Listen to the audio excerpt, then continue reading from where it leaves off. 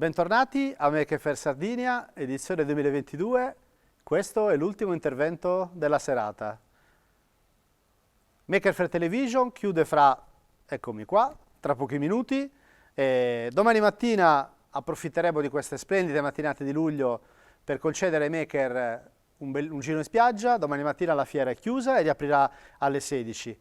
Quindi invito tutti a fare insomma una bella passeggiata nelle spiagge qua a 5 minuti di città, dal centro città dove ci troviamo, e anche questa è Maker Faire.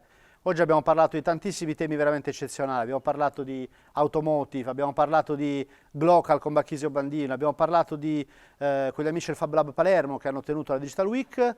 Domani tutti in spiaggia e poi alle 16 puntuali fino alle 22 per l'ultimo pomeriggio di Maker Faire Sardinia.